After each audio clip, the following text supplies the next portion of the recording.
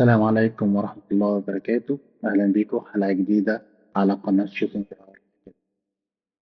كنا بدأنا سلسلة للمبتدئين، النهاردة الحلقة الرابعة بعنوان التنشين. التنشين من العمليات المهمة جدا في أداء الطلقة الصحيحة، لها متطلبات وليها أساسيات لازم الناس كلها تكون عارفاها. طبعا اختلافات ما بين كل لاعب والتاني ولازم نحترم الموضوع ده تماما. إن شاء الله النهاردة هنمسكها بالتفصيل، وطبعا هيكون في سؤال الحلقة. يلا بينا.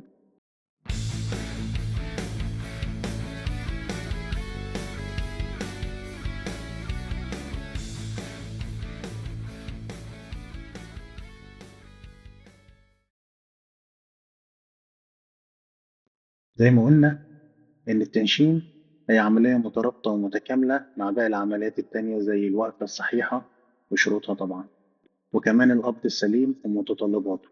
فعشان نقدر نعمل محاذاة جيدة، يعني إيه محاذاة؟ إحنا اتكلمنا في كلمة المحاذاة في حلقة فاتت بالتفصيل. في أول حلقة هتلاقيها شروط الوضع السليم. طبعا عشان نقدر نعمل محاذاة سليمة لازم نكون بنينا الوضع بتاعنا صح، ولازم نكون التزمنا بالشروط الخمسة اللي احنا قلنا عليها. وعشان توصل للموضوع ده لازم تكون اتفرجت على السلسلة بالترتيب. كانت بدايتها شروط الوضع السليم، ووصلنا للحلقة رقم 4 اللي هي التنشين حلقة النهاردة. ما نقدرش نهتم بجزء ونسيب جزء. معروف أو كلنا عارفين إيه هي قاعدة التنشئة، ونوضحها قدامنا تاني لكل الناس عشان تكون متخيلة الشكل بالظبط اللي المفروض تشوفه بعينيها. طب القاعدة بتقول إيه؟ مرور شعاع البصر من من فتحة النشنجاه الخلفي إلى أعلى سن الأمان، وطبعا بشروط إن الضوء اليمين قد الضوء اليسار، والتلاتة على مستوى واحد.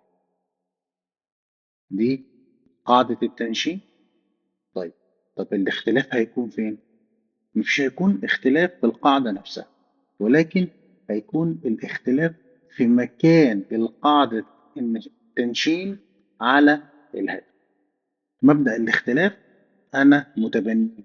أنا ما أقدرش أخلي اتنين من الرماة يكونوا نسخة واحدة من بعض، مستحيل. مفيش بطل نسخة من بطل. كل واحد فيهم ليه طريقه، وطريقه في التدريب، وطريقه في الرماية، والاتنين أبطال. تقدر تعمل بطل بأكتر من طريقة وأكتر من شكل، بأكتر من وضع، باختلافات لا نهائية. احترام الاختلاف ده مهم جدا. أنا كلامي موجه لناس معينة، ويمكن الكلام هيوصلها إن شاء الله مظبوط. طيب، احنا قلنا الشروط والقاعدة. طيب، أماكن إن الشنكهات بتكون فين على الهواء؟ طيب، عندنا ثلاث أماكن محتملين لوضع النشنكهات على الهواء.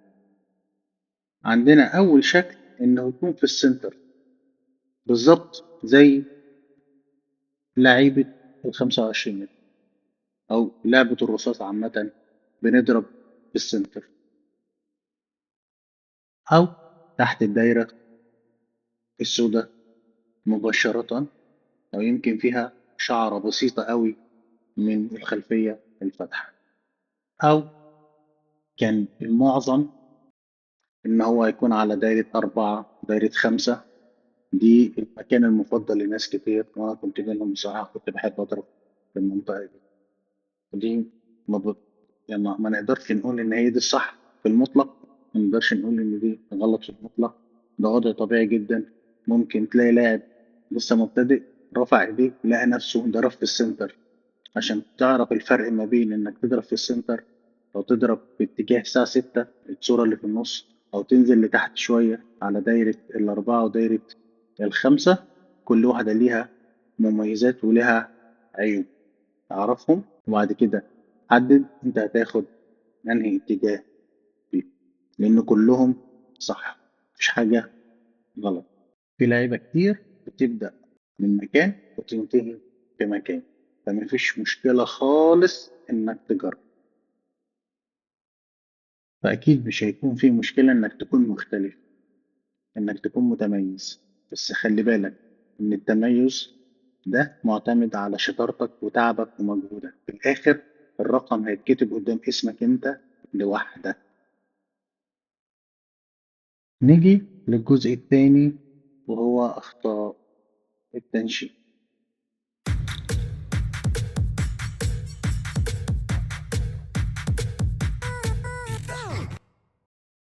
في ناس كتير بعتت لي عايزة تعرف إيه جايزة المسابقة، كنت منتظرة إنها تجيلي وفعلا وصلتني إمبارح، فيلا بينا نشوفها. آه، هي عبارة عن نظارة رماية صناعة مصري 100%. الحقيقة أنا لما شفتها يعني اتفاجئت من الكواليتي بتاعتها، وطبعا سعرها منافس جدا جدا جدا، فعلا تنافس يعني حاجات كتير قوي من اللي أنا آه، اتعاملت معاها قبل كده من شركات عالمية بدون ذكر أسماء. آه، فعلا ما تقلش جودة خالص، بالعكس.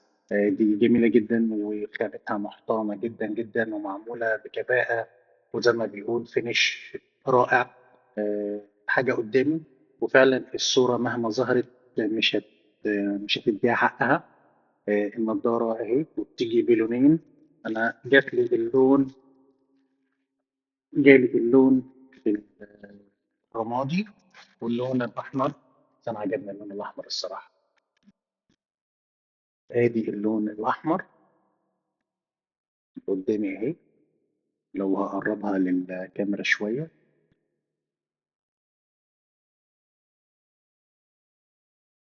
طبعا فينش جميل جدا الصراحة، وما تقلش عن الماركات العالمية. وطبعا دي أنا سعيد جدا إنها صناعة مصري ومعمولة بتقنية محترمة جدا بخامات نظيفة جدا جدا، ووزنها خفيف لدرجة أنت مش متخيلينها. عندي اللون الرمادي واللون الأحمر. طبعا الفايز بالمسابقة هو يقدر يختار ما بين اللونين، هيفضلوا معايا لحد إن شاء الله ما يجي إعلان الفايز. هو هيقدر يختار ما بين اللون الرمادي أو اللون الأحمر. ادي هوت عشان الفايز المستقبلي اللي احنا ما نعرفش هو مين يقدر يختار ما بينهم. طيب ايه هي محتويات العبوة عندنا؟ والله يعني شركة محترمة جدا جولدن شوتس اللي هي عملت حاجة زي كده، دي مش موجودة في شركات عالمية كتير. إن هو عامل لك الدراع، آه، جزء الأذن عامل لك بيه سبير بارتس جزئين.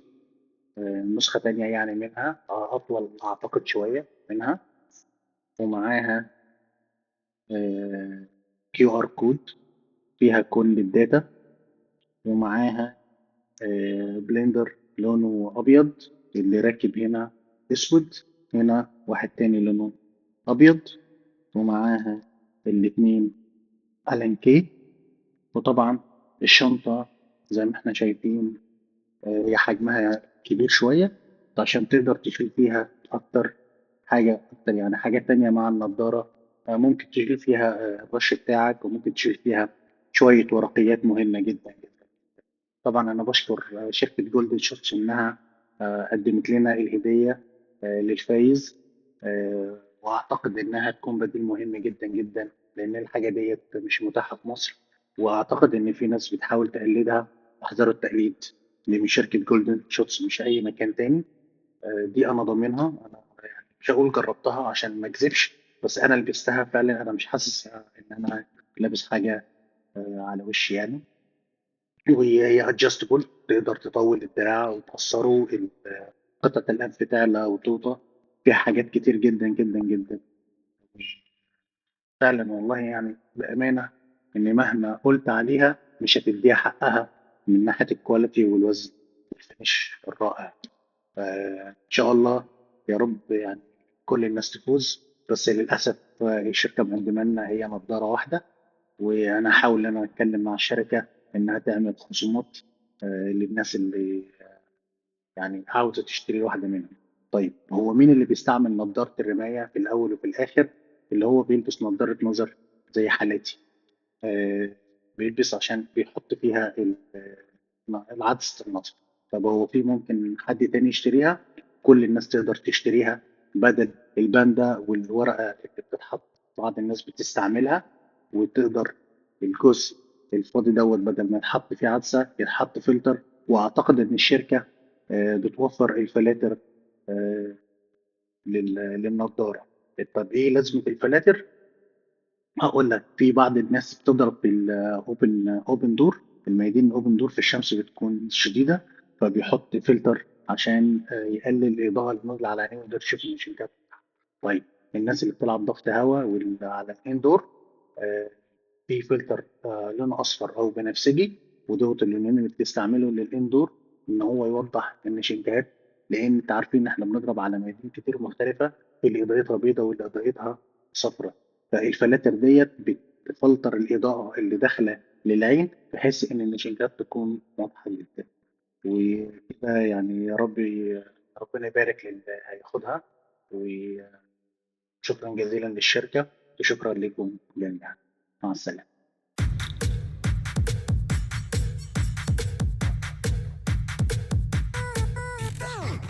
طيب أخطاء التنشين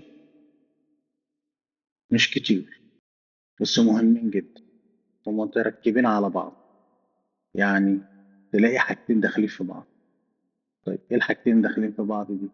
يعني ممكن أنا مسكتي للقبض غلط سببت خطأ في التنشين. طيب عشان أصلح التنشين بغير في شكل القبض، فأصبح إن الاتنين رايح جاي مع بعض بيسببوا أخطاء. أنا ماشي السلسلة بترتيب. بدأنا بشروط الوضع، بعد كده الوقفة، بعد كده القبض، بعد كده التنشين. إن شاء الله الحلقة الجاية هيكون التحكم في الزناد أو تريجر كنترول أو السحب، التلاتة بنفس المعنى.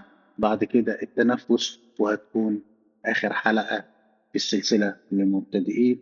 ونرجع تاني لأصدقائي الأعزاء اللي أنا بحب أفضل إن أنا أتعامل معاهم دايما، الناس المتقدمة شوية قدام في المستوى. يعني اللي بيلعب من فوق 65 في 70 دولت هتكون ليهم زي حلقات منفصلة عشان هم هيقدروا يستوعبوا كويس جدا الكلام اللي أنا إن شاء الله هقوله في المستقبل إن كان لنا عمر إن شاء الله.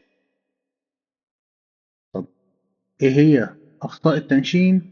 نقدر نتكلم عليهم واحدة واحدة ونذكرهم من قدامنا على الشاشة، زي إطالة زمن التنشين، الخطأ الزاوي، الخطأ المتوازي، وعدم التركيز على السن الأمامي.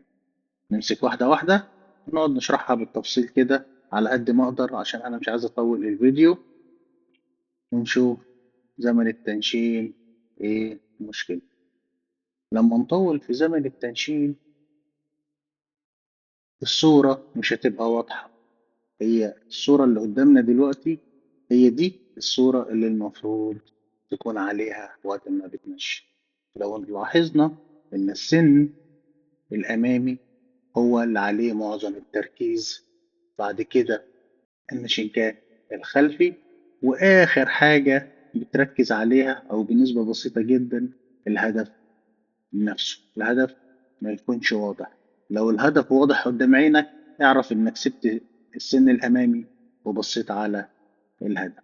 طيب إطالة زمن التنشين ده من الخطأ الشائع جدا في المبتدئين، لأنه عاوز يخلي النشنكهات في أحسن صورة ممكنة، فبينسى نفسه في الزمن. وتلاقي يعني راحت عملت بالشكل ده، نغبشت بقى كله مش واضحة مش كلير. لا هو عارف يركز على السن الأمامي ولا الخلفي ولا يظبط المجموعة. عينيه كلها عملت فلو وبقت بيبص من خلال حاجة مش شفافة، وده بسبب جفاف العين. عينيه جفت السائل اللي فيها، جف بسبب إن هي مفتوحة لمدة طويلة، الهواء دخل في عينيها نشف المية، فما بقاش الرؤية واضحة بالشكل اللي احنا شايفينه.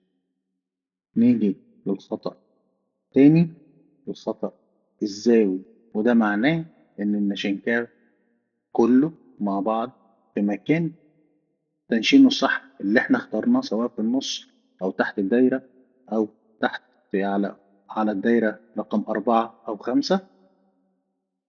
إنما السن نفسه بيتحرك. يعني عندنا مثلا الشكل اللي قدامنا، عندنا السن الأمامي طالع لفوق، فطبيعي إن الطلقة هتطلع لفوق. نيجي للشكل التاني، السن نزل تحت فالطلقة نزلت تحت، وهكذا. كل ما السن راح في اتجاه، الطلقة راحت في اتجاه. وده طبيعي جدا، لأن السن هو مقدمة الماسورة في المسدس، وهي اللي بتوجه الطلقة في الآخر. ده بيعمل خطأ زاوي، وكل ما المسافة زادت ما بين اللاعب والهدف كل ما الخطأ زاد. الخطأ الثاني الخطأ المتوازي، وده معناه إن الشنكاي أنت مطبق القاعدة مظبوط بس في مكانها الغلط. زي مثلا الشكل اللي قدامنا، الشنكاي كله مع بعض مظبوط بس واخد جنب يمين. بس حتى هو واخد جنب يمين، لو لاحظت إن مكان الطلقة قريب قوي من دايرة ال10، يعني الخطأ ده لو تم مش هيكون أسوأ من الخطأ الزاوي. الخطأ الزاوي أخطاؤه بتكون أكبر. وهكذا لو اتحركنا شمال يمين حتى لتحت، هتلاقي الأخطاء بتكون قريبة جدا جدا جدا. فاضرب، أنا بقولها اضرب حتى لو السن أو النشنكات كله بيتحركوا مع بعض، مش السن لوحده بيتحرك. لو المجموعة كلها بتتحرك مع بعض، اضرب بأمان وما تقلقش خالص، هتيجي في ال10. وجرب وشوف ونتقابل، ويبقى علق لي قول لي انا جربت وكلامك طلع مظبوط او ما طلعش مظبوط. انا كده كده بتقبل الانتقاد البناء.